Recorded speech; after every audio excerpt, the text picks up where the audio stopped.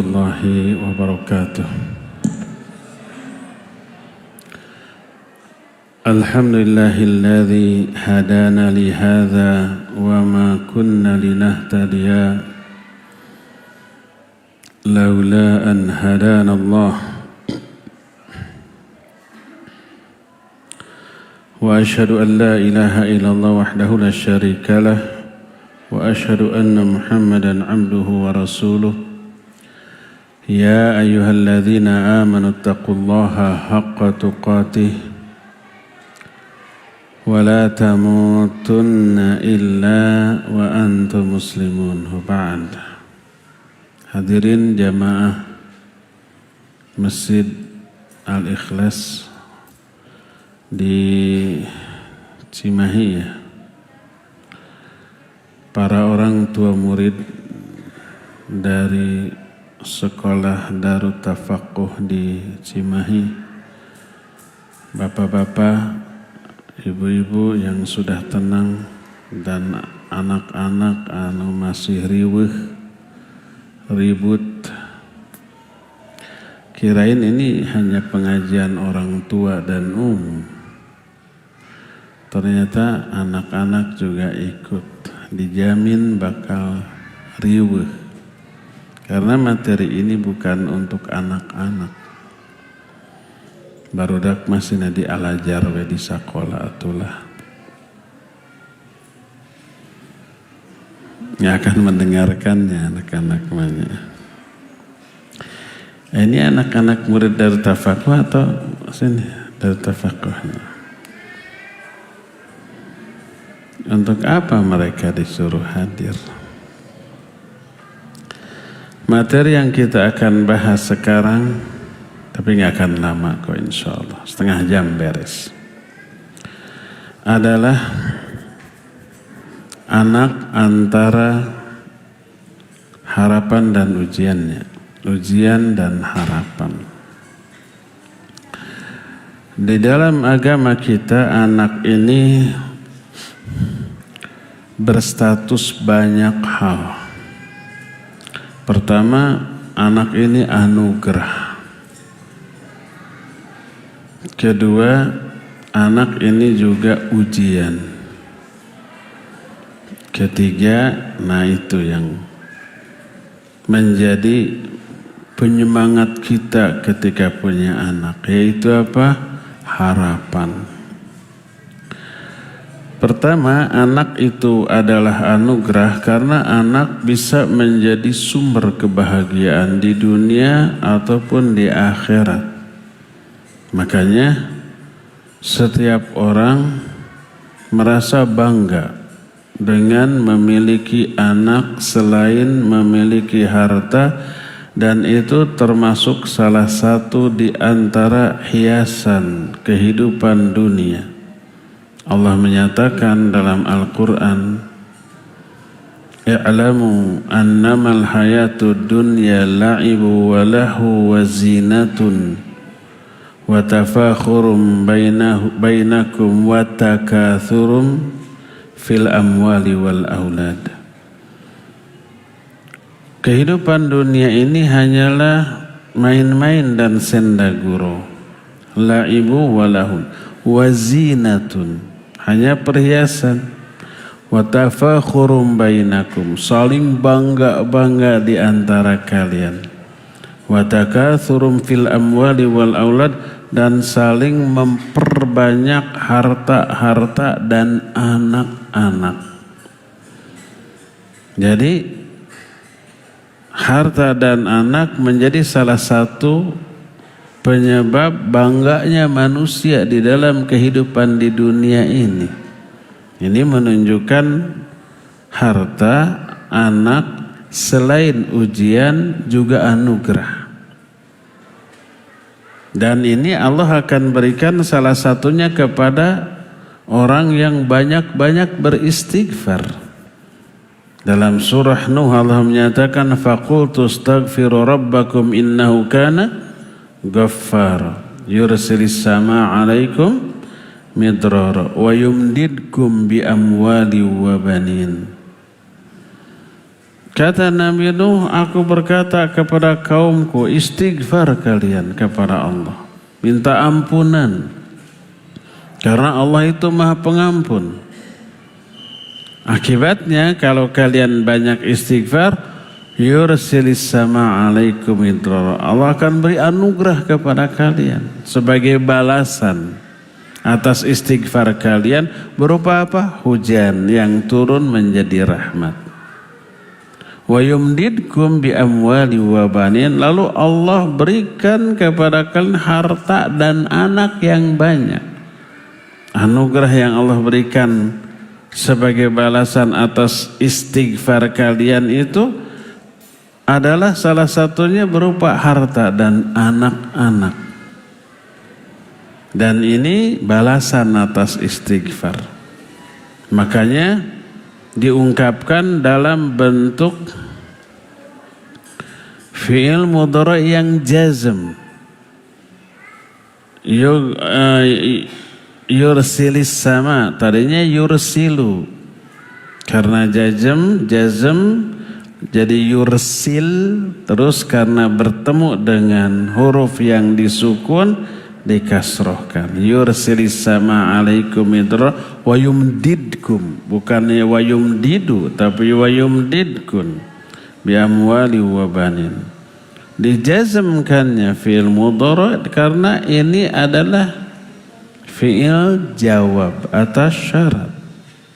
Karena istighfar efeknya diberi hujan yang menjadi rahmat, diberi harta dan anak-anak yang banyak. Ini hubungan sebab akibat, menunjukkan harta dan anak adalah anugerah, balasan atas istighfar.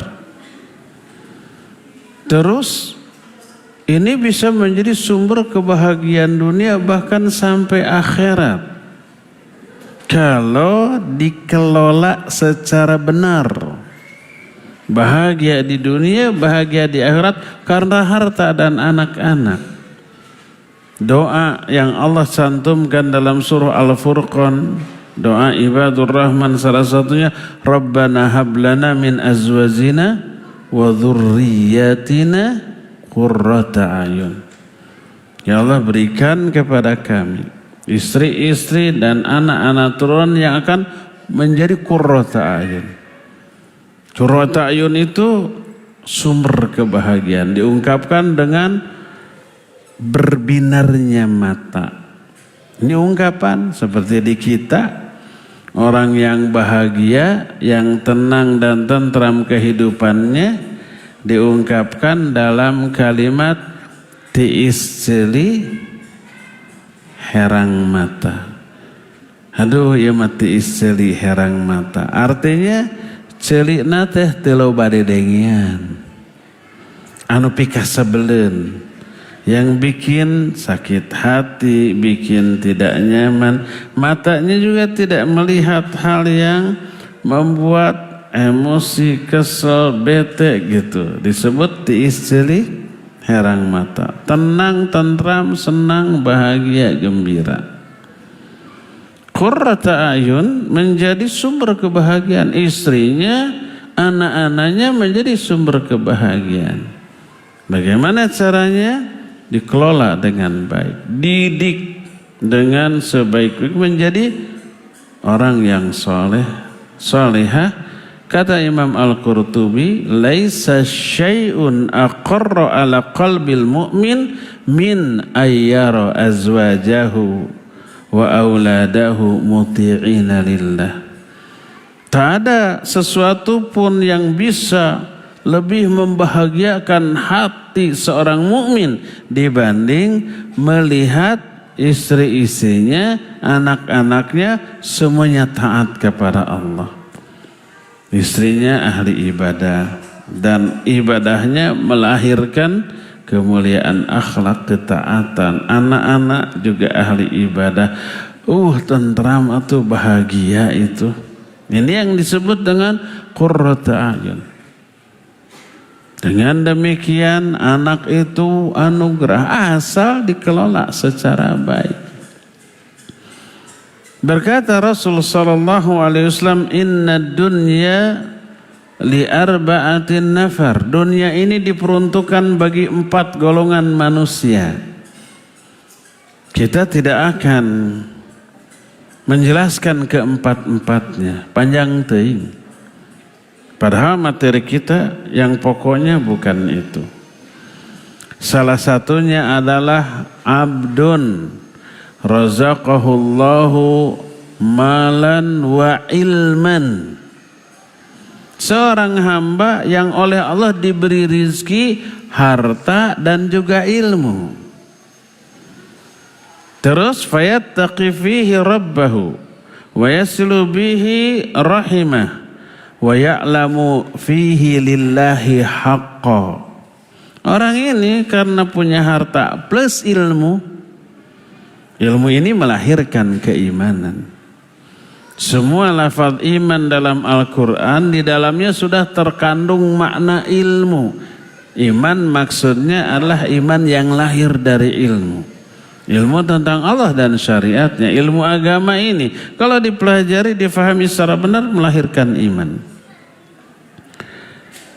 Jadi ilmu melahirkan iman, hartanya dikelola. Makanya disebut fayattaqi fihi rabbah. Dia bertakwa kepada Allah dengan harta dan ilmunya. Wa yasilu bihi rahimah. Dia jadikan harta dan ilmunya sebagai alat untuk menyambung silaturahmi. Wa ya'lamu fihi lillahi haqqa. Dia mengetahui hak Allah di dalam harta dan ilmunya. Apa akibatnya? Akibatnya hartanya dikelola secara baik oleh ilmu dan imannya. Plus anak-anaknya dididik secara baik. Ini disebut wahada afdalul manazil. Ini seutama-utama level, seutama-utama tingkatan. Ketika orang memanage, mengelola, mengatur apa yang dimilikinya oleh ilmu dan iman. Punya harta, punya pangkat, jabatan, kekuasaan, popularitas, termasuk anak-anak. Dikelola dengan ilmu dan iman, maka dia tunaikan hak-haknya, hak-hak harta, hak-hak dari anak-anak. Dia lakukan kewajiban dia untuk menunaikan hak-hak tersebut, maka hartanya, anak-anaknya, pangkat, jabatan, kekuasaannya menjadi penolong dia, yang menguntungkan dia di akhirat. Karena dari semua yang dimilikinya, ketika dimanage, dikelola, diurus dengan ilmu dan iman, itu menjadi ibadah, menjadi sumber pahala. Karena itulah maka harta dan anak-anak salah satu fungsinya adalah anugerah dari Allah Azza wa Jalla. Wajib disyukuri. Inilah yang pertama. Kedua, selain menjadi anugerah, harta dan anak-anak juga menjadi ujian. Banyak ayat Allah Azza wa Jalla dan hadis Rasul sallallahu alaihi wasallam tentang masalah ini. I'lamu annama amwalukum wa auladukum fitnah wallahu indahu ajrun azim. Ketahuilah bahwa harta dan anak-anak itu fitnah, ujian bagi kalian. Karena apa? Karena ada kewajiban yang harus ditunaikan terhadap anak-anak. Dan menunaikan kewajiban terhadap anak-anak ini tidak enteng, tidak mudah, tapi berat, susah. Anak-anak itu harus dijaga di dunia saja. Kita mengawasi anak-anak agar tidak celaka. Kalau main ulah teterekelan, karena pagar, karena tatangkalan, bisi apa? Bisi jatuh. Jangan main ke jalan, bisi katabrak motor, katabrak mobil. Kalau musim layangan, ulah berebut morok lang layangan, bisi cilaka, kan gitu ya. Dijaga, supaya apa? Supaya tidak celaka. Ulah papana santing, bisi hideng, bisi lestreng. Dijaga kesehatannya, dijaga keselamatannya, dijaga gizinya, makanannya, semuanya. Agar apa? Agar tumbuh berkembang secara sehat, selamat, manfaat. Nah, dalam agama kita, anak itu tidak hanya wajib dijaga dalam kehidupan dunia, tapi terutama akhiratnya. Jangan sampai di akhirat celaka, masuk neraka, wal'iyadzubillah. Makanya Allah berfirman di dalam Al-Quran, kata Allah, ya ayyuhalladzina amanu qu anfusakum wa ahlikum nar. Hai orang-orang yang beriman, jaga diri kalian dan keluarga kalian, istri dan anak-anak dari api neraka. Ini ujiannya di sini nih.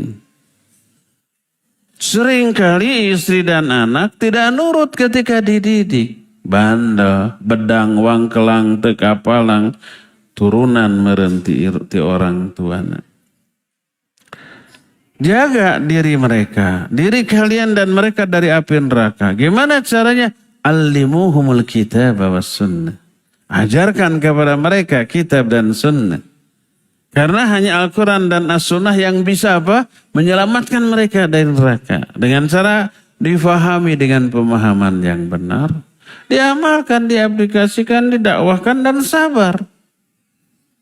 Itu yang akan menyebabkan orang itu terhindar dari api neraka. Wal asri. Innal insana lafi khusr. Illa alladhina amanu wa aminu shalihat wa tawasaw bil haq wa tawasaw bis sabr. Ini 4 kewajiban yang bisa menyelamatkan kita dari kerugian. Rugi itu maksudnya terkena azab.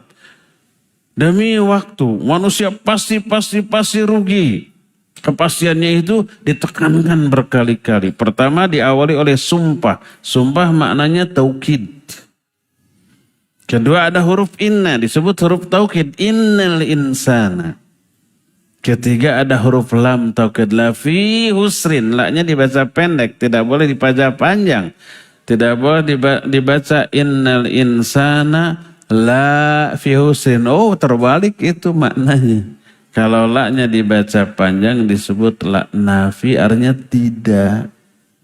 Kalau laknya dibaca pendek disebut lam taukid, artinya pasti. Ini harusnya pasti terus dibaca panjang jadi tidak. Innal insana la fi husrin. Sungguhnya manusia itu tidak akan rugi. Tuh, kan terbaliknya. Harusnya pasti rugi, ini malah tidak. Jangan salah baca. Panjang pendek pengaruhnya bisa bertolak belakang. Innal insana lafi khusrin. Manusia itu sungguhnya pasti rugi. Illa kecuali orang yang melakukan 4 hal. Yang ini kemudian menjadi kewajiban. Kalau 4 hal ini dilakukan, selamat dari api neraka, dari kerugian. Apa itu? Illalladzina amanu. Berilmu, pelajari Al-Quran dan As-Sunnah. Walaupun lafadznya iman, tapi istidlalnya atau penunjukan dalilnya itu mewajibkan ilmu. Pelajari ilmu yang melahirkan iman. Di dalam lafadz iman terkandung ilmu. Wajibnya ilmu. Kedua, wa amilu sholihat, wajibnya beramal. Setelah belajar, memahami, amalkan. Amal soleh adalah pengamalan terhadap ilmu agama ini. Tawasaw bil haq, ini dakwah. Saling memberikan wasiat tentang kebenaran. Diajarkan, didakwahkan. Tawasaw bis sabr, ini sabar. 4 kewajiban. Nah, kalau kita ingin terhindar dari azab, lakukan 4-nya. Ilmu, amal, dakwah, dan sabar. Qu anfusakum wa ahlikum naro. Jaga diri kalian, keluarga kalian dari api neraka. Maknanya tanamkan ke-4 ini. Didik mereka agar faham syariat. Terus amalkan, dakwahkan, dan bersabar.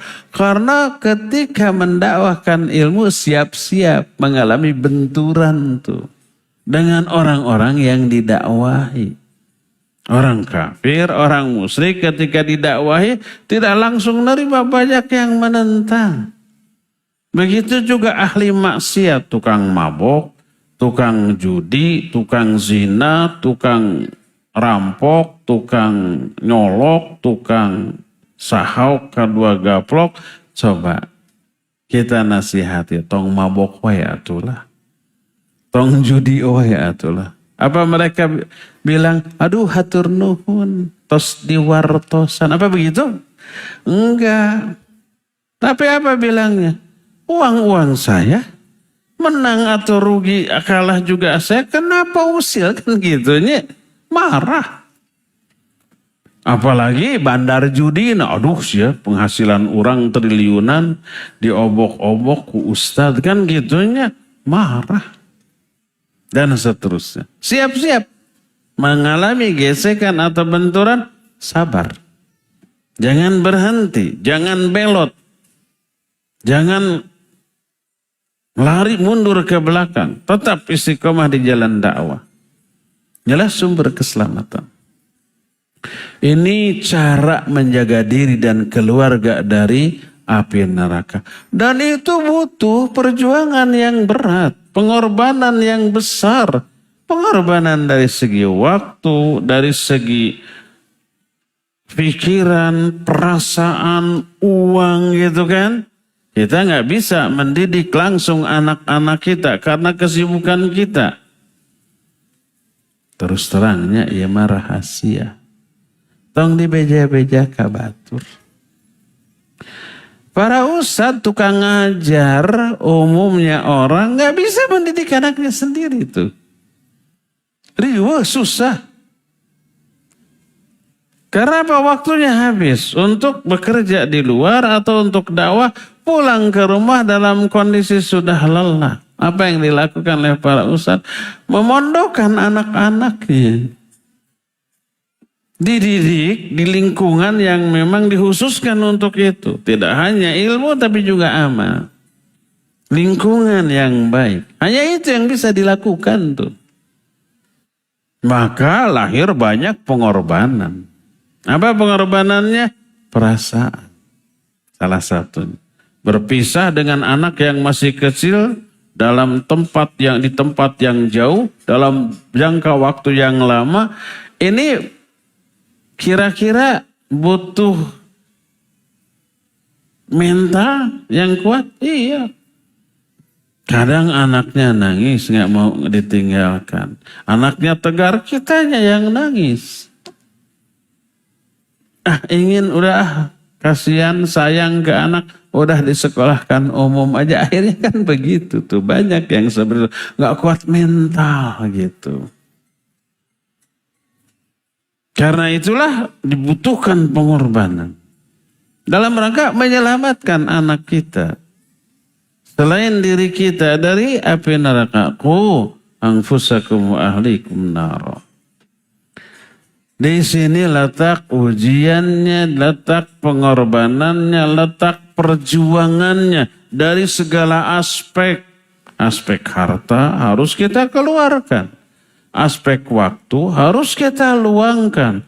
Aspek perasaan, aspek juga pikiran, dan semua aspek dikorbankan demi keselamatan kita bersama sama anak-anak. Qu anfusakum wa ahlikum nar. Apabila ini tidak dilakukan, baik karena memang diabaikan, akhirnya anak kecil itu nanti kalau sudah dewasa dia bisa memilih sendiri, tahu sendiri mana yang benar, mana yang salah. Kan banyak yang gitu ya.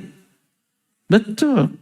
Anak kalau sudah besar tahu mana yang benar, mana yang salah, tapi masalahnya apa dia sanggup istiqomah di atas kebenaran, sanggup istiqomah di dalam menjauhi kesalahan. Coba tanya kepada para pemuda yang mabuk, yang terjerat narkoba. Tahu nggak bahwa itu salah? Pasti tahu lah. Kenapa dilakukan? Nggak sanggup menghindari godaan kenikmatan yang lahir dari hal itu. Tanya kepada remaja-remaji, pemuda-pemudi yang pacaran. Pacarannya kebablasan, pacaran zaman sekarang itu habis gak tersisa tuh. Tanya, bener gak itu? Pasti tahu, salah ini, keliru.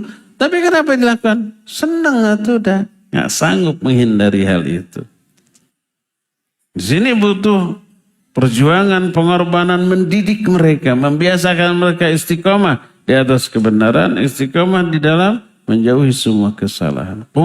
Anfusakum wa ahlikum naro. Banyak dalam hal ini orang tua tidak sanggup. Sekali tidak nurut, 2 kali tidak taat, 3 kali tidak ngagugu, akhirnya akan belah ada ges dewasa, ya kan gitunya. Celakalah kedua-duanya. Berdasarkan hal itulah maka orang tua pun banyak yang gagal menghadapi ujian terhadap anak-anaknya. Apa yang harus dilakukan? Ini. Pertama yang harus dilakukan oleh para orang tua kepada anak-anak agar mampu istiqomah mendidik anak-anak adalah pertama. Ketahui bahkan yakini selamat celakanya kita salah satunya ditentukan oleh berhasil atau gagalnya kita dalam mendidik anak-anak. Kalau kita gagal, tidak mampu mendidik anak karena kelalaian kita, walaupun kita ahli ibadah, walaupun kitanya taat kepada Allah, tapi membiarkan anak tak terdidik, kita bisa terseret ke dalam azab. Nanti di akhirat, semua hubungan persaudaraan, hubungan persahabatan, hubungan cinta dan kasih sayang, semuanya akan berubah menjadi musuh yang saling menjerumuskan. Termasuk orang tua dan anaknya. Ya ayyuhalladzina amanu inna min azwajikum wa auladikum aduwwan lakum fahdharuhum. Hai orang-orang yang beriman, sungguhnya di antara istri-istri kalian dan anak-anak kalian akan ada yang menjadi musuh bagi kalian. Waspada, hati-hati. Jangan sampai ini terjadi. Al-akhillau yawma idzin ba'duhum li ba'din adu illal muttaqin. Al-akhillah itu hubungan kasih sayang, cinta. Khalil artinya kan kekasih. Khullah itu kasih sayang. Al-akhillah orang-orang yang berkasih sayang. Apapun itu hubungannya. Istri dengan suami. Orang tua dengan anak. Adik dengan kakak. Seseorang dengan sahabatnya. Dengan soulmate-nya. Dengan bestinya. Itu al-akhillah semua itu. Al-akhillau yawma idzin ba'duhum li ba'din adu. Itu masing-masing mereka pada hari kiamat akan menjadi musuh. Berantem, bertengkar, saling menyalahkan, saling menyeret ke dalam neraka. Illal muttaqin, kecuali orang-orang yang bertakwa. Orang bertakwa mah jalinan kasih sayangnya kepada sesama manusia dilandasi oleh ketakwaan. Baik orang tua dengan anak, adik, kakak, suami, istri, seseorang dengan kerabatnya, dengan sahabatnya, dengan temannya. Itu didasari oleh ketakwaan. Saling menasihati, tawasaw bil haqq, tawasaw bis sabr. Ta'awun alal birri wat taqwa. Amar ma'ruf, nahi munkar. Kalau lihat temannya salah, keliru, diingatkan. Tidak dibiarkan. Kalau melihat temannya itu kelihatan malas dalam menunaikan kewajiban, disupport, diberikan targhib, diberikan dorongan semangat, hayu. Saling menolong, saling membantu. Kalau yang menjadi dasar hubungan tersebut adalah ketakwaan. Tapi kalau yang menjadi dasar adalah kepentingan dunia, apa yang terjadi? Kalau temannya salah, keliru, melakukan dosa, segen menegur. Karena ditegur teh bisa merusak pertemanan, persaudaraan, akhirnya dibiarkan, toleran kepada kemungkaran, malah ikut demi persahabatan. Kan gitunya. Coba, orang tidak mengkonsumsi narkoba. Berteman dengan orang yang tukang mabuk, tukang mengkonsumsi narkoba, ditawari. Diterima dosa, tidak diterima takut pertemanan rusak. Takut tersinggung dia. Cing atuh sargot wae mah. Awalnya tah sargot. Lama-lama bergot-tergot. Ikut saja teler. Kita tidak merokok. Bergaul dengan teman yang merokok. Cekes mah enggak ya. Diterima tahu itu haram, tidak boleh. Tidak diterima takut tersinggung. Sakenyot we mah. Pertama sakenyot, dua kenyot, akhirnya puluhan kenyot. Akhirnya kempot. Akhirnya menjadi perokok berat. Di akhirat orang yang terjerumus ke dalam dosa tersebut terkena azab. Apa yang dia lakukan? Yang dia lakukan ngambek ke temannya. Dulu kamu kok biarkan saya melakukan dosa? Akhirnya saya terkena azab. Kamu juga harus bertanggung jawab. Berantem kan? Kata si temannya, saya ingin menegur kamu, tapi kan karakter kamu kalau ditegur teh malah ngambek. Saya nggak mau merusak persahabatan kita, makanya saya biarkan. Kan gitunya. Ada tuh emak-emak akhwat yang lapor ke saya. Ustaz, teman-teman saya akhwat di Calaladar tukang ngaji, udah belasan tahun ngaji. Tapi kalau ngumpul-ngumpul tidak ngarumpi atuh. Gibah. Ketika saya menasihati, ukhti ingat gibah jangan. Apa jawabnya? Sok suci kamu. Saya yang dimarahi. Gimana tuh caranya Ustaz? Kan gitunya. Ada, ini emak-emaknya bukan di sini, bukan di Cimahi, di daerah lain. Kalau di sini enggak, ya, enggak beda. Bawa asal nate ti dia gitu, terus pindah ke Bandung. Ada tuh yang begitu. Akhirnya nanti akan saling menuntut di akhirat. Kita kan pernah membahas tentang Al-Qiyamatul Kubro, kiamat besar. Salah satunya tentang hisab. Salah satunya kita pernah membahas bahwa terjadi pertengkaran di akhirat. Bertengkar antara guru dengan murid, antara orang tua dengan anak, antara seorang dengan kerabatnya, dengan sahabatnya. Bahkan seseorang bertengkar dengan dirinya, dengan anggota badannya. Dan nanti mulut dikuncinya, nggak bisa ngomong. Yang ngomong apa? Tangan, kaki. Tangan, kaki nggak bisa bohong. Ngomong secara jujur bahwa saya dulu pernah begini begitu. Mulut mau membantah, nggak bisa dikunci itu. Atas kuasa Allah. Setelah beres, Allah biarkan dibuka lagi mulutnya. Maka mulutnya ini marah kepada tangannya, kepada kakinya, kepada kulitnya. Kenapa kamu mencelakakan kita? Dulu aku berbuat gini untuk menyenangkan kalian. Tuh, celaka kalian. Berantem antara seseorang dengan anggota badannya. Bahkan pertengkaran juga terjadi antara ruh dengan jasadnya. Bayangkan kalau ruh dengan jasad berantem. Seseorang berantem dengan anggota badannya.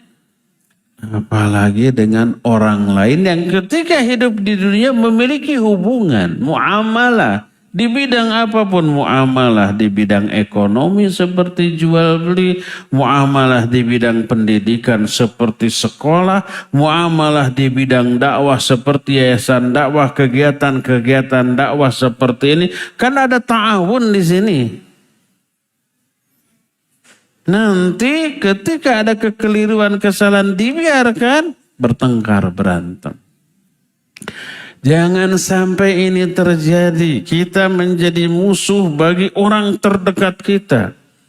Suami istri yang di dunia saling mencintai, saling menyayangi, saling care, peduli, perhatian, nanti akan berantem di akhirat. Orang tua dengan anak, seseorang dengan adiknya, dengan kakak atau dengan kerabatnya, seseorang dengan sahabatnya. Sekarang di dunia sangat romantis, sangat mesra, sangat akrab. Di akhirat jangan sampai menjadi musuh yang saling menjerumuskan. Ya ayyuhalladzina amanu inna min azwajikum wa auladikum aduwwan lakum fahdharuhum. Hei orang-orang yang beriman, sesungguhnya sebagian di antara istri-istri kalian, anak-anak kalian akan ada yang menjadi musuh bagi kalian. Hati-hati kalian. Fahdharuhum, waspada kalian. Al-akhillau yawma idzin ba'duhum li ba'din adu illal muttaqin. Semua kasih sayang, cinta yang terjalin antara sama manusia di akhirat berubah menjadi musuh kecuali orang-orang yang bertakwa. Hubungannya dimanage di atas dasar ketakwaan. Saling menunaikan hak dan kewajiban. Saling menasihati, tawasaw bil haq, tawasaw bis sabr. Ta'awun alal birri wat taqwa. Dan tidak ta'awun alal ithmi wal udwan. Beramar ma'ruf nahi munkar. Karena cinta dan kasih sayang ingin selamat sampai ke akhirat. Maka orang-orang yang bertakwa di akhiratnya pun akan saling menolong, saling membantu, saling memberi syafaat. Perhatikan Al-Quran yang terdapat dalam surah Tur. Kata Allah, walladzina amanu wattabathum dzurriyyatuhum biiman alhaqna bihim dzurriyyatahum wa ma alatnahum min amalihim min syai'. Orang-orang yang beriman lalu diikuti oleh anak-anak turunannya dalam keimanan. Kenapa anak-anaknya ikut iman? Dididik atau dalam tidak dididik memerenan liar jadi natanya. Alhaqna bihim dzurriyyatahum. Kami satu golongankan anak-anaknya dengan orang tuanya. Karena sama-sama iman. Walaupun level dan kualitas imannya berbeda. Berkata Ibnu Abbas radhiyallahu anhu ketika menjelaskan ayat ini, maknanya adalah anak-anak akan dikatrol, diangkat derajat di surganya selevel dengan orang tuanya yang ada di level lebih tinggi. Walaupun amalan anak-anaknya itu jauh di bawah amal orang tuanya. Orang tuanya itu ahli ibadah dengan kualitas dan kuantitas ibadahnya luar biasa. Fardu kalaku, sunnah kalampah. Yang fardu dilakukan, dia tidak hanya sholat fardu berjamaah di masjid di awal waktu. Rawatibnya dilaksanakan, setiap ke masjid tahiyatul masjid, syukur wudu, duha, apalagi tahajud. Tidak hanya saum yang fardu Ramadan, tapi saum sunat juga. Senin, Kamis, Daud, dan saum-saum sunnah, Arafah, Muharram, dan seterusnya. Terus tidak hanya zakat, dia infak sedekah tiap hari. Dia baca Al-Quran. Pokoknya mah hebat. Anaknya muktasid, musaddad. Makna muktasid atau musaddad itu simpel, hanya melakukan yang fardu saja, yang sunnahnya ditinggalkan. Dosa apa tidak? Tidak dosa. Dan anaknya ke surga. Orang tuanya ke surga. Tapi beda level. Orang yang fardu kalaku sunnah kalampah surganya lebih tinggi daripada orang yang hanya melakukan yang fardu tapi meninggalkan yang sunnah. Sama-sama di surga tapi levelnya berbeda. Maka level anak-anaknya dikatrol, ditingkatkan selevel dengan level surga orang tuanya. Walaupun iman dan amalnya jauh di bawah orang tua. Lihat. Kenapa? Salah satunya ini sebagai balasan bagi orang tuanya. Atau jangankan di akhirat, di dunia. Sekeluarga, suami istri, anak-anaknya, sama mantunya, cucunya. Waktu liburan ngabring, Pak iring-iring. Di hotel bintang 7 liburan. Cuma orang tuanya itu di Presiden Suite yang semalamnya 40 juta. Lebarnya mending beli motor atau mobil lumayan tuh. Anak-anaknya di kamar standar. Yang mungkin semalamnya hanya 1 juta. Kunci yang diberikan sesuai dengan lantai yang kamarnya ada di lantai itu. Kalau kita ada di lantai 15, gak bisa kita dengan kunci itu pergi ke lantai yang lain.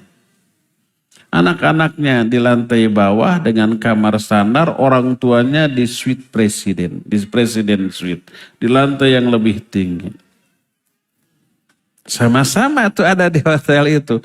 Kira-kira orang tuanya kebahagiaannya sempurna apa tidak? Enggak. Kamarnya lega, selega masjid ini.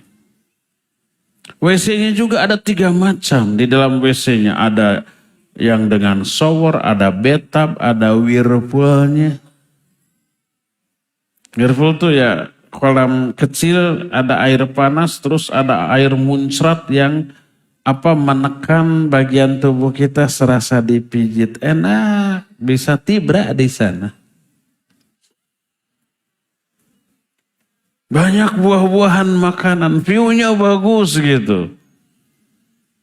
Hanya berdua suami istri, bahagia enggak? Kurang. Ada anak incu kamar anaknya.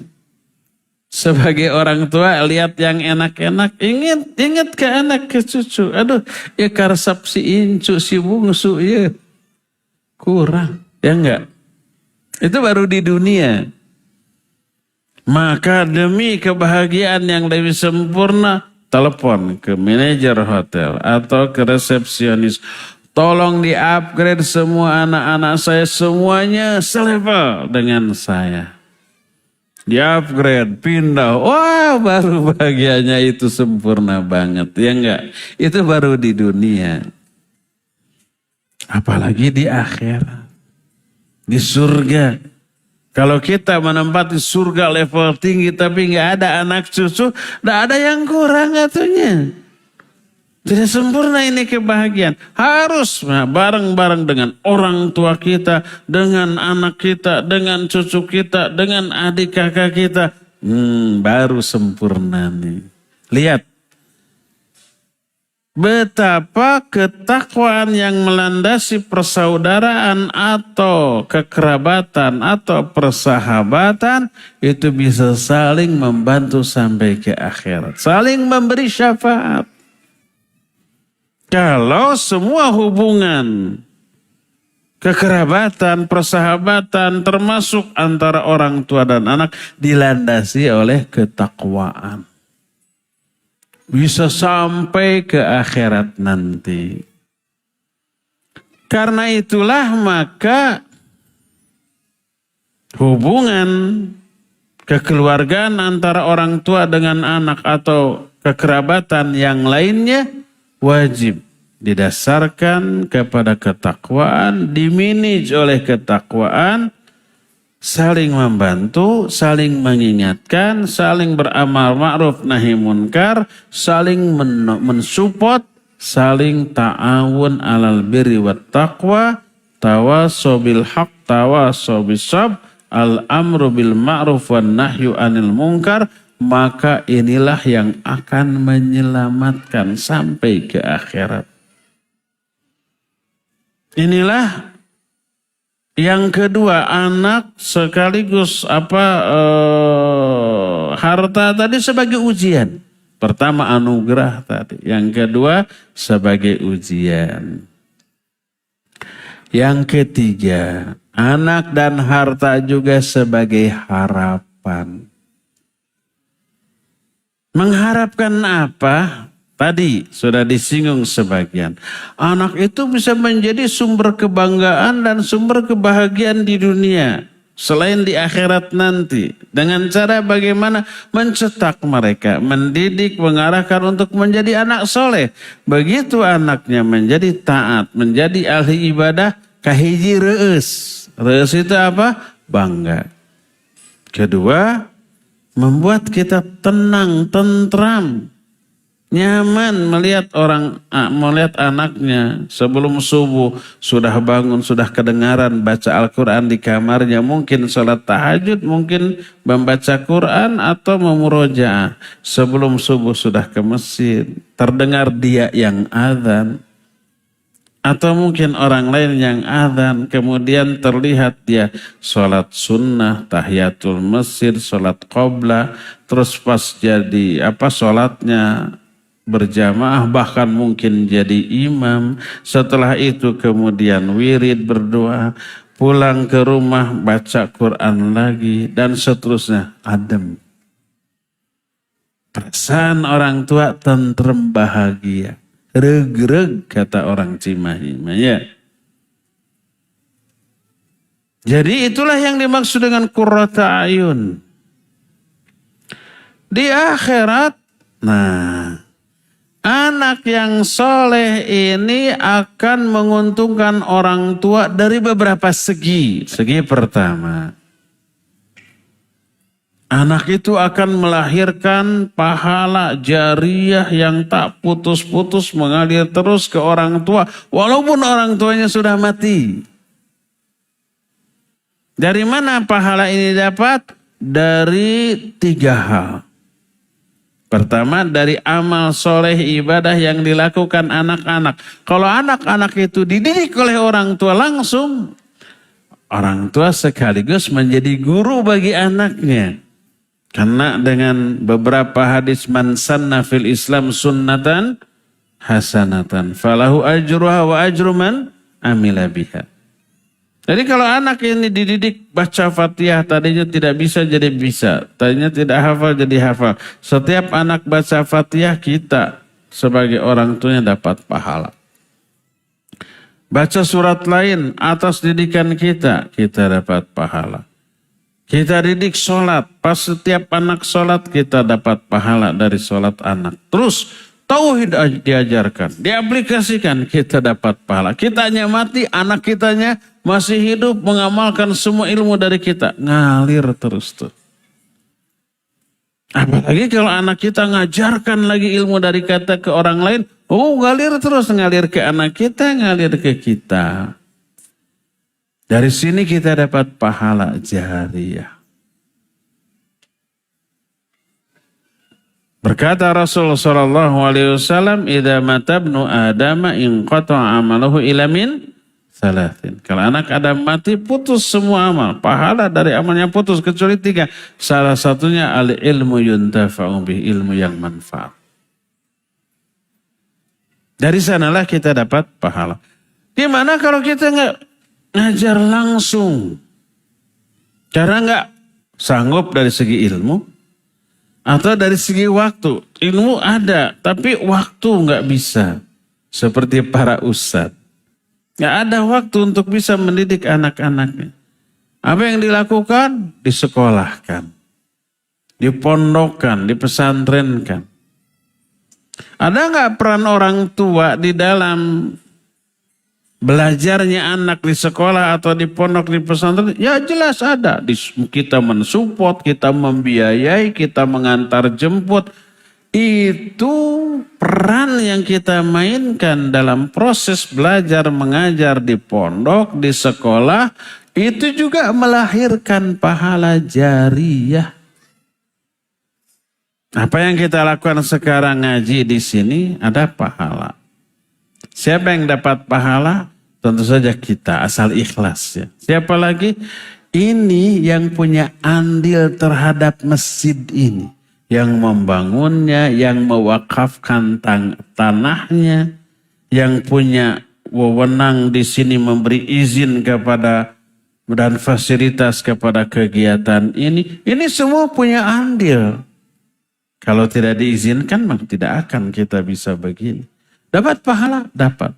Seberapa banyak? Sesuai dengan kadar keterlibatan dia dalam kegiatan seperti ini. Ada umpamanya, ada lampunya, ada kameranya, ada internetnya, ada operatornya, kameramennya, semua punya andil, punya peran. Semua dapat pahala sesuai dengan kadar peran yang dimainkannya di sini. Mungkin beberapa tahun yang akan datang, 10 tahun, 20 tahun, kita semua sudah mati mungkin. Siapa yang lebih dulu kita nggak tahu. Saya nggak keberatan kalau antum duluan. Tapi rekaman dari kajian ini masih ada, masih beredar, nempel di internet, tersebar ke seluruh dunia. Tapi kan orang di luar negeri nggak paham bahasa kita. Sekarang juga sudah ditemukan teknologi yang bisa menerjemahkan sebuah video langsung kan. Mungkin beberapa tahun yang akan datang ada video ceramah umpama kita ingin mendengarkan ceramah syekh dengan bahasa Arab di Saudi umpamanya. Tapi pakai bahasa Arab kita nggak tahu. Ada aplikasinya, tek langsung. Begitu dia ngomong kedengaran pakai bahasa Sunda bisa, bahasa Indonesia bisa kan gitu ya? Bisa. Kita sekarang ngomong pakai bahasa Sunda, pakai bahasa Indonesia, nanti bisa terfahami oleh orang di Amerika, di Afrika, di Australia, di semua penjuru dunia. Karena ada aplikasi terjemahan. Kitanya sudah mati, dakwahnya ini masih nyebar. Setiap orang yang punya andil terhadap terselenggaranya dakwah ini, punya pahala, kebagian pahala. Seberapa besar? Sesuai dengan besarnya peran dia dalam kegiatan seperti ini. Bayangkan anak kita terdidik di pondok, di pesantren karena support kita. Andil kita pertama uang. Kedua kita memberikan nasihat agar anak tetap semangat, tidak loyo, tidak manja, tidak rewel, tidak tantrum. Tidak ngadat gitu. Ketiga kita berkorban perasaan, berkorban waktu, wah segala macam. Itu melahirkan pahala jariah. Itulah sumber pahala yang pertama yang kita dapat dari anak-anak kita. Yaitu dari ilmu yang kita ajarkan atau peran yang kita berikan agar anak bisa belajar. Kedua dari doa anak kita. Doa anak ke orang tua itu jariah loh. Tadi idza mata ibnu Adam inqata amaluhu illa min thalathin, salah satunya wa waladun sholihun yad'ulah. Doa anak soleh yang mendoakan orang tua. Lihat di dalam hadis ini Rasul sallallahu alaihi wasallam mengaitkan kesolehan seorang anak dengan doa. Makin sering seseorang mendoakan orang tuanya, makin besar kadar kesolehan. Salah satu kriteria kesolehan anak adalah dilihat seberapa sering dia mendoakan orang tua. Ikhwan, mau kita jadi anak yang soleh? Tingkatkan, persering doa kita untuk orang tua. Bayangkan kalau umpamanya kita mendoakan ke orang tua setiap hari. Maka sehari sekali itu merupakan ketidaksolehan. Masa sehari sekali mendoakan orang tua? Padahal orang tua itu perhatiannya setiap saat. Maka doakan orang tua puluhan kali dalam sehari. Baik dalam sholat ataupun di luar sholat. Kalau di dalam sholat berjamaah yang wajib agak sulit mendoakan orang tua. Karena kita tidak bisa bebas menjadi imam ataupun makmum dalam sholat berjamaah ya. Tapi dalam sholat sunnah. Bebas mau sebanyak apapun. Setiap sujud doakan orang tua. Setelah membaca Subhana Rabbiyal A'la dulu minimal 3 kali. Ya setelah itu doakan orang tua. Dalam sholat sunat apalagi tahajud tuh. Perbanyak, perlama sujudnya. Setelah Subhana Rabbiyal A'la bisa 3 sampai 10 kali doakan orang tua. Gimana doanya? Hafalkan tuh doa sholat janazah. Di takbir yang ketiga ya. Takbir pertama baca apa? Fatihah. Boleh ditambah surat. Tidak ada doa iftitah dalam sholat janazah. Takbir kedua baca sholawat seperti sholawat dalam tahiyat. Nah, di takbir ketiga untuk si mayit. Hafalkan Allahumma gfirlahu warhamhu wa'afi wa'fu anhu wa akrim nuzulahu wasi' madkhalahu waghsilhu bil ma'i wa thalji wal bad. Terus sampai wa adkhilhul jannah wa'idhu min adzabin nar wa adzabil qabr. Tujukan itu untuk orang tua. Kalau dibaca sehari sekian kali akan lupa. Pas suatu saat tetangga meninggal, kita ikut menyolatkan, tidak harus sibuk ngapalin dulu kan. Selama ini kan gitu, aduh tetangga meninggal, sibuk kok tuh. Ngapalkan mendadak. Hafal tidak? Hafal. Tapi pas sholat takbir, naon tadi terlupa lagi. Ada yang begitu? Ada. Ada apa banyak? Banyak apa semua? Semua. Kalau orang yang haji atau yang umroh di Mekah, di Madinah, seusai sholat fardu, hampir bisa dipastikan selalu ada sholat jenazah. Karena dibaca terus sehari 5 kali, selama berhari-hari, nempel kuat tuh.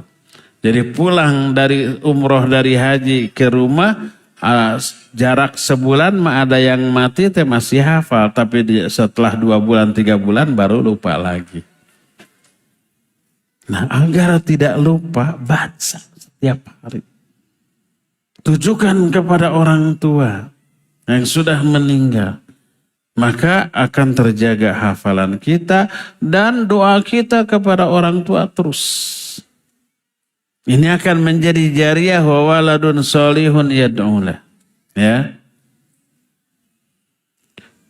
Itu yang kedua doa. Yang ketiga, ini secara spesifik walaupun bagian dari doa. Adalah istighfar sang anak untuk orang tua bisa melahirkan pahala bagi orang tua. Sebagaimana sebuah hadis menjelaskan nanti di akhirat ada seseorang yang diberikan oleh Allah pahala yang banyak. Orang itu kaget. Rabbi anna li hadza. Ya Allah, dari mana aku dapat pahala sebanyak ini? Rasanya belum pernah beramal dengan amalan yang pahalanya sebanyak ini. Apa kata Allah? Dijawab, min istighfari waladika lak. Ini dari istighfar anakmu bagi kamu. Yang istighfar anak dapat pahalanya orang tua.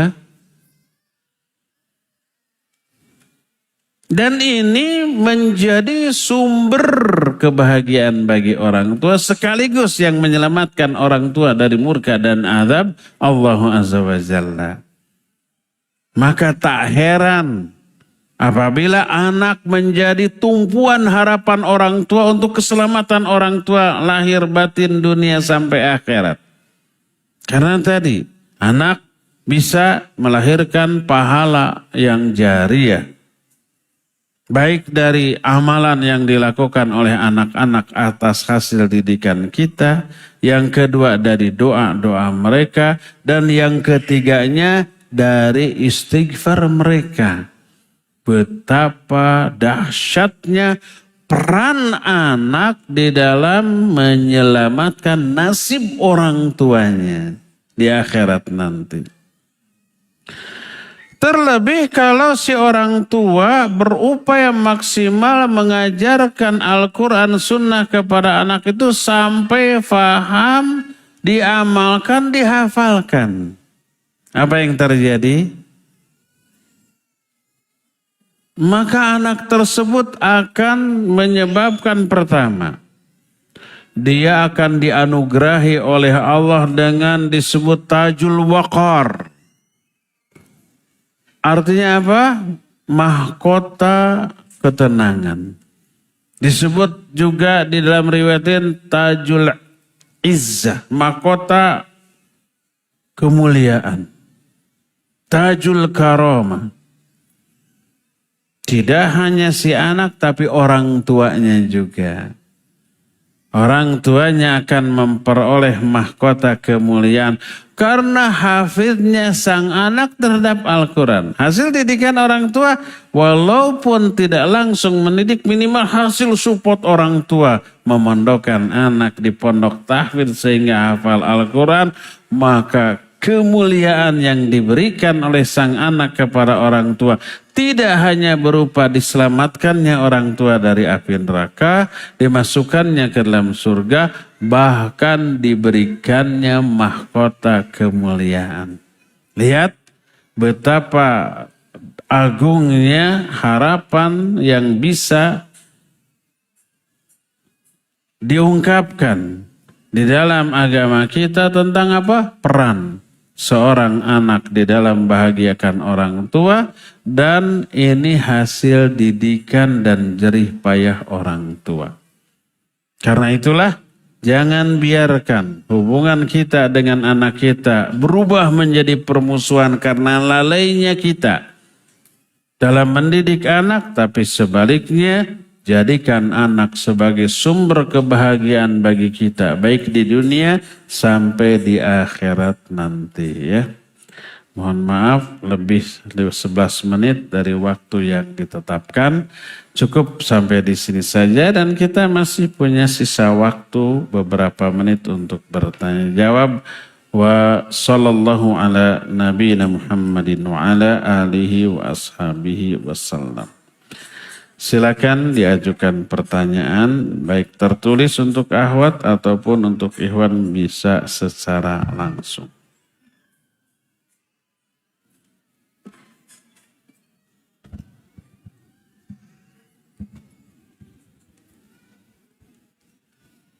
Sugante kado itu teh.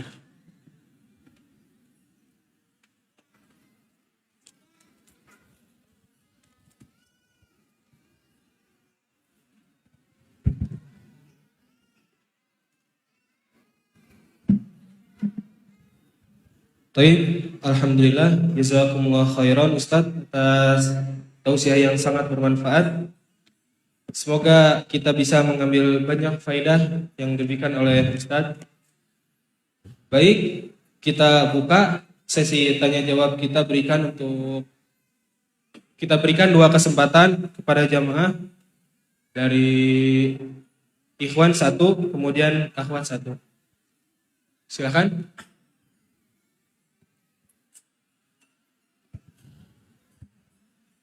Bismillahirrahmanirrahim. Assalamualaikum Pak Ustadz. Assalamualaikum. Yang mau ditanyakan ada 2 Pak Ustadz. Yang terkait doa untuk orang tua yang Allahumma gfir lahu itu, sama yang istighfarnya, yang pertanyaan keduanya yang istighfarnya Pak Ustadz. Itu kan kalau sholat jenazah ya Ustadz, kalau jenazahnya wanita kan Allahumma gfir laha. Nah untuk ke orang tua misalkan dua-duanya sudah meninggal, lafaznya gimana gitu Pak Ustadz.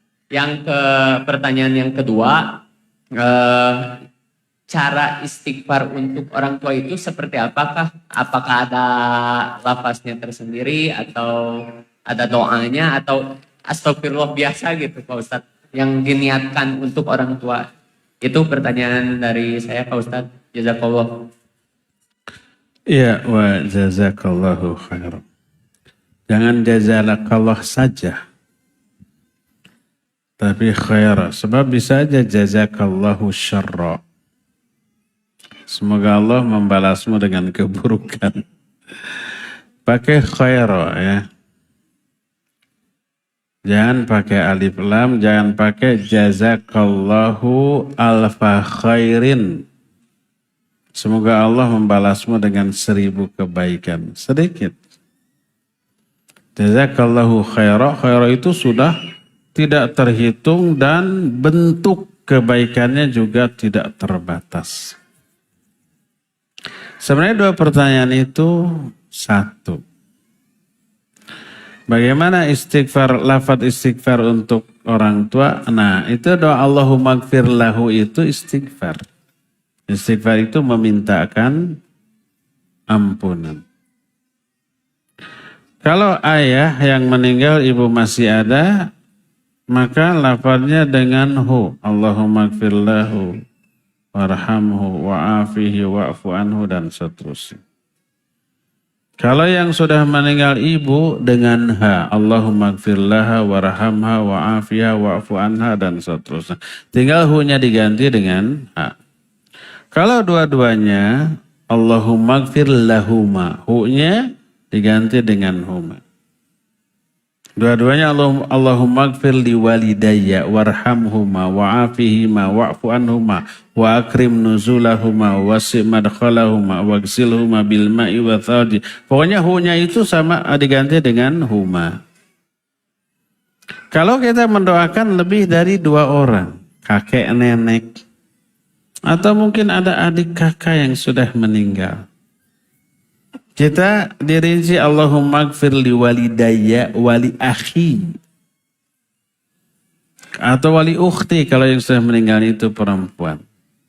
Terus warhamhum wa'afihim wa'fu anhum wa akrim nuzulahum, dan seterusnya. Hu-nya diganti dengan hum. Jadi itu permainan domir. Domir itu apa? Kata ganti. Kalau seorang laki-laki hu, seorang perempuan ha, 2 orang laki perempuan huma. Kalau banyakkan 3 atau lebih jadi hum, ya. Kalau 4 orang hum juga, pokoknya 3 ke atas, 1000 orang juga hum, ya. Kalau setengah, separuh, nggak ada orang setengah, ya. Kita ke surat. Ustadz izin bertanya, Ana dan bapaknya anak-anak sudah cerai. Berarti dengan suaminya, ya, janda nih.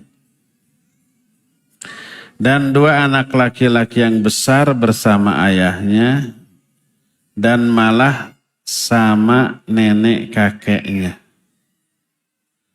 Jadi sama ayahnya sama nenek kakek ini teh, cing ulangi.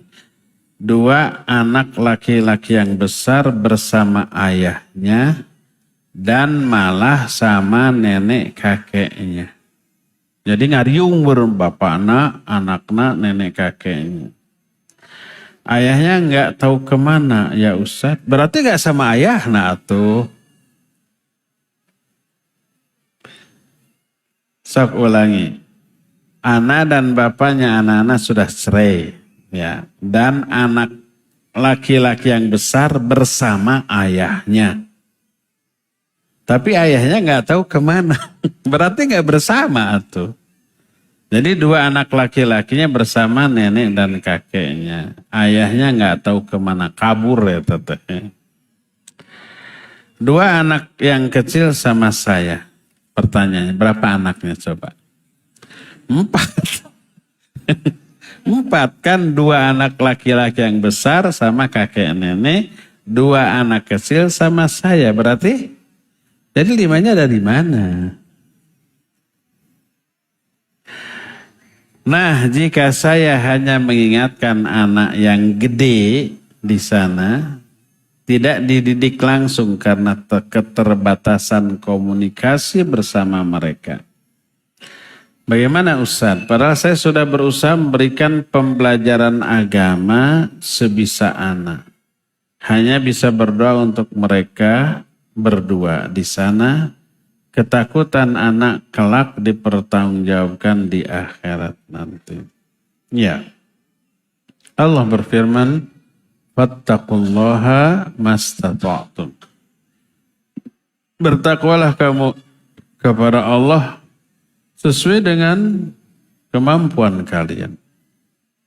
Berupaya maksimal untuk mendidik, membiayai, menasihati. Di luar kemampuan dia ya sudah, di luar tanggung jawab dia. La yukallifullahu nafsan illa usaha. Jadi Allah tidak membebani seseorang dengan kewajiban kecuali sesuai dengan kemampuan. Kalau mampunya hanya begitu ya udah, gimana lagi? Selebihnya dari itu enggak mampu. Karena dengan ayat la yukallifullahu nafsan illa usaha.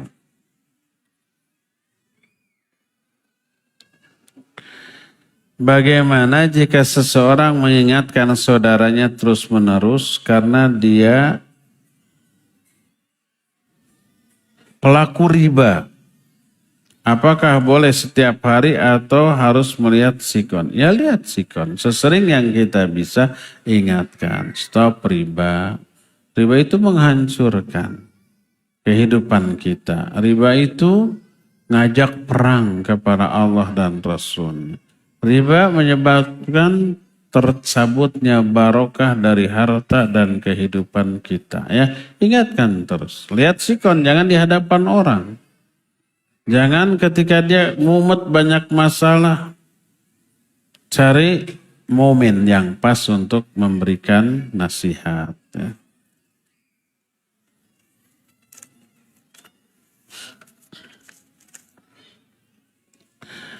Anak saya sudah 12 tahun tapi masih susah salatnya.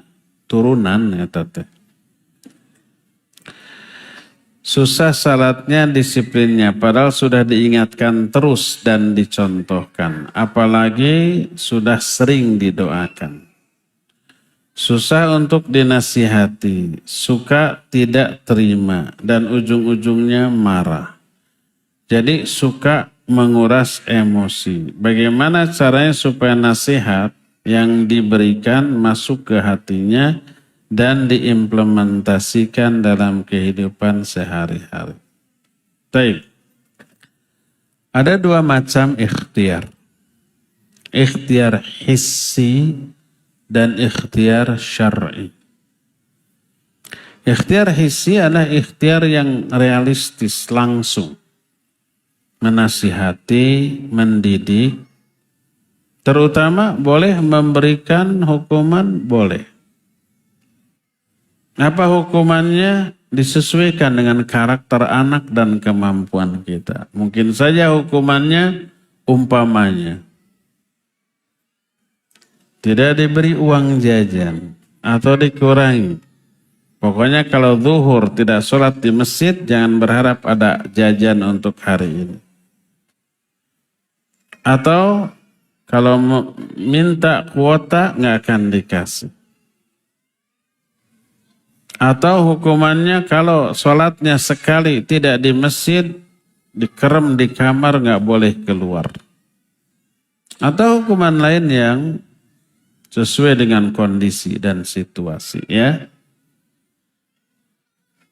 Kedua, dengan iming-iming, targhib namanya. Dengan memberi hadiah. Kalau umpamanya sekali sholat di masjid, uang jajan nambah. Kalau umpamanya sehari ini sudah bisa membaca Al-Quran, 1 halaman 1.000. 10 halaman 10.000. Boleh? Boleh. Awalnya dia beramal karena itu. Tapi lama-lama insya Allah terbiasa. Akhirnya karena sudah disiplin begitu, lama-lama mau diburuhan mau tidak tetap. Dulu anak-anak saya sebelum dipondokan masih SD gitu ya. Oleh ibunya itu kalau mau uang jajan harus baca Iqra dulu. 1 halaman sekian. Datu lagi main juga berbat pulang. Umi mana Iqra, mana Iqra. 5 halaman ya. Gitu tuh. Akhirnya cepat selesai itu. Apakah ketergantungan enggak? Kalau enggak dikasih uang menjadi tidak ngaji? Enggak juga. Akhirnya mereka terus disiplin walaupun tidak dikasih. Tak terasa Iqra-nya 6 jilid tamat dalam waktu yang lebih singkat. Walaupun umpamanya sehari berkali-kali, umpamanya main jajan habis datang lagi. Mana Iqra Mi, mana Iqra. Perhatikan, simak ya, sekian halaman. Semangat itu. Ya. Bisa juga kita terapkan ke sholat. Kalau kamu sholatnya di masjid, ada tambahan uang jajan. Ya.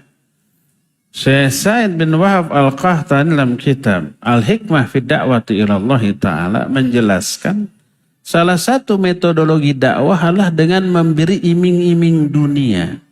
Boleh? Boleh. Dan itu ditetapkan oleh Al-Quran. Kenapa mu'allaf dikasih zakat walaupun dia kaya? Ini iming-iming dunia. Ini agar mereka termotivasi untuk mengamalkan agama ini. Termasuk orang gitu. Nabi SAW punya ternak yang banyak, ada orang kafir melihat seperti kabita. Kata Nabi SAW, hal tuhibbu, kamu suka kepada ternak saya? Suka. Mau? Mau. Ambil semuanya. Diambil semuanya. Tidak disyaratkan ambil asal masuk Islam, enggak. Tapi apa akibatnya? Dia pulang ke kampungnya, ke kaumnya, lalu berkata, ayyuhan nas aslimu fa inna Muhammadan a'ta'an lam yakhshal faqr.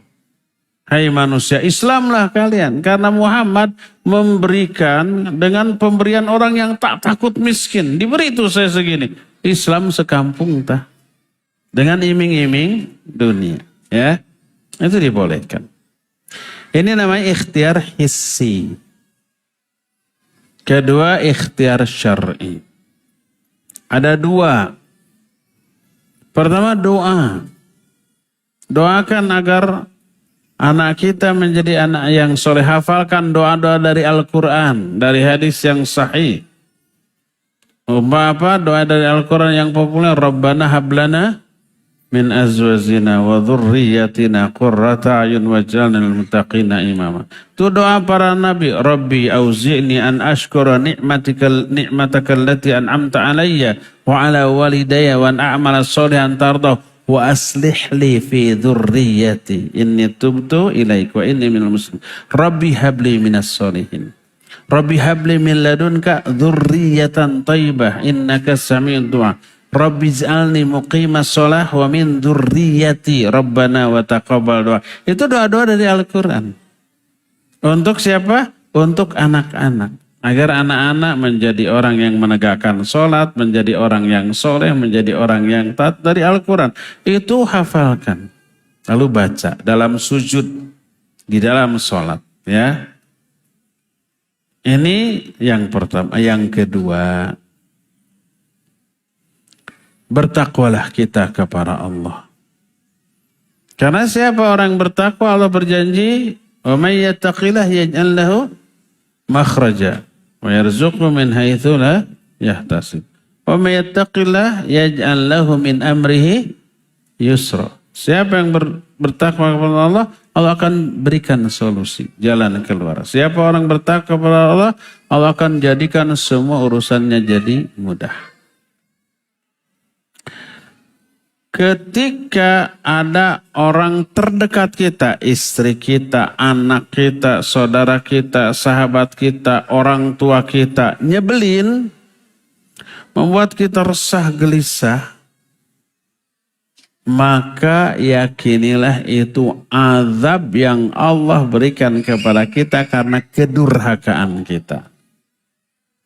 Berkata Fudail bin Iyad rahimahullah, in asaitullah fara'aitu athara dzalika fi khuluqi zaujati wa ahli wa dabati. Kalau aku bermaksiat kepada Allah, aku melihat dampak buruk maksiatku itu pada buruknya akhlak istriku, anak-anakku, bahkan binatang tungganganku. Istrinya yang tadinya taat menjadi menentang. Anak-anak yang tadinya menurut menjadi cuek. Bahkan binatang tunggangannya ngadadak. Itu dampak dari dosa. Allah menyatakan, wa ma asabakum min musibatin illa fabima kasabat aydikum wa ya'fu an katsir. Apa saja musibah yang menimpa diri kamu itu karena dosa-dosa kamu. Kata Ali bin Abi Thalib radhiyallahu an, ma nazalal bala illa bidzam wa ma rufi'a illa bitaubah. Tidaklah bala turun. Bala itu termasuk nyebelinnya orang terdekat kita. Istri kita, anak kita, orang tua kita, bikin kita kesal. Itu karena dosa. Dan tidaklah bala ini diangkat oleh Allah kecuali dengan taubat. Makanya solusi yang harus dilakukan bila melihat orang terdekatnya bikin kita kesal adalah taubat. Karena kekesalan kita karena orang terdekat itu azab dari Allah. Begitu kita bertaubat, menjauhi dosa, meningkatkan ibadah, takwa, Allah beri jalan keluar. Allah akan ubah hati orang-orang sekitar kita yang tadinya nyebelin menjadi nyenengin. Yang tadinya membangkang menjadi menurut dan seterusnya. Ini ikhtiar syar'i. Jadi lakukan seperti itu ya. Termasuk anak kita yang bandel umpamanya. Selain karena memang turunan tadi mungkin azab bagi kita atas dosa-dosa kita. Allah mengadab kita dengan dibandelkannya anak-anak kita ya.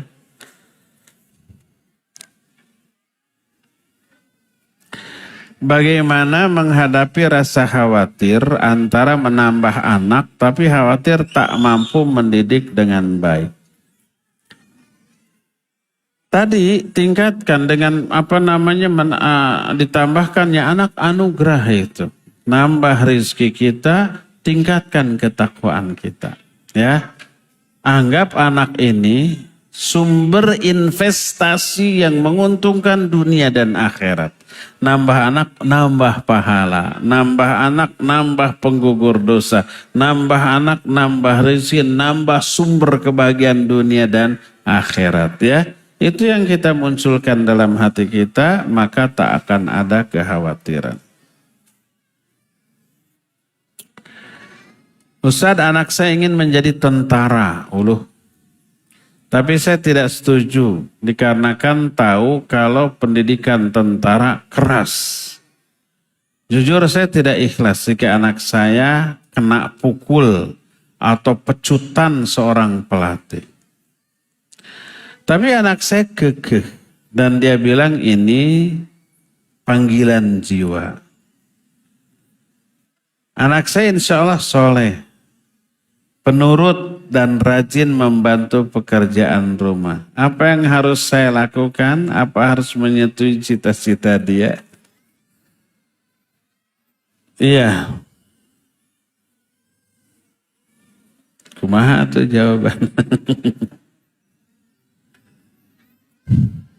Saya banyak dengar cerita dari tentara atau polisi ketika mereka itu mengalami pendidikan.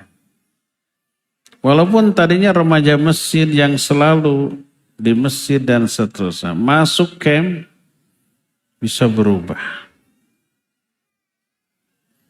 Walaupun setelah nanti pangkatnya tinggi, Allah kasih lagi anugerah hidayah mungkin.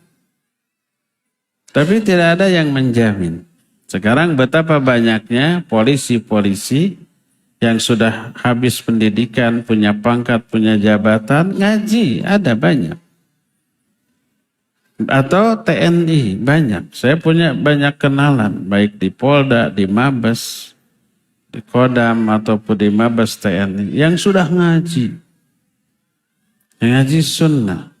Bahkan jenderal sudah pensiun sekarang ya. Pernah menjadi Kapolri, ya. Sekarang ngaji, ada. Jadi semoga saja anugerah hidayah Allah berikan nanti. Tapi di masa pendidikan memang siap-siap saja harus mungkin mengalami degradasi iman mungkin. Karena memang dikondisikan. Sholat dikasih waktu, dikasih. Tapi dibatasi waktunya. Kalau lewat dari waktunya belum selesai sholat, ya kena hukuman. Ya begitulah, semoga Allah mempermudah dan terutama menganugerahkan hidayah kelak. Terakhir ya, jangan ada lagi yang bertanya. Saya punya anak laki-laki 20 tahunan. Dia tidak mau sholat. Sholat Jumat juga kadang-kadang. Setiap hari saya selalu ingatkan baik-baik secara halus sampai keras. Bila saya ingatkan secara keras malah balik mengancam keluar Islam. Aduh, saya selalu mendoakan dia dalam setiap sholat. Apa tindakan lain yang harus saya lakukan? Sama dengan yang tadi. Tapi ini pelajaran. Mungkin terlambat. Dia tidak mendidik dari kecil dari TK. Dari kecil dari TK kurang terkondisikan. Pas sudah gede baru diarahkan. Ya susah. Ibarat pohon. Ketika masih kecil kita arahkan dahannya ke arah yang kita inginkan. Bisa. Tapi kalau sudah gede, sudah kuat, kita bengkokkan kan susah ya. Dipaksa patah tuh. Seperti itu juga anak. Kalau diarahkan dari kecil, dari mulai TK, dikondisikan, mudah diarahkan. Tapi kalau sejak kecil TK dibiarkan, SD dibiarkan, pas SMP atau SMA ya, baru dididik, wah itu keras sekali. Ini apalagi 20 tahun. Mungkin si ibu ini terlambat memberikan pendidikan kepada anak. Ini pelajaran bagi yang lain. Mumpung anak-anaknya masih usia TK, arahkan sekarang, kondisikan sekarang agar terbiasa menerima nasihat dan pendidikan yang baik ya. Cukup ya, sampai di sini aja. Semoga Allah mempertemukan kita kembali di masa yang akan datang. Subhanakallahum bihamdik. Asyhadu an la ilaha illa anta. Astaghfiruka wa atubu ilaik. Walhamdulillahi rabbil alamin. Wassalamualaikum warahmatullahi wabarakatuh.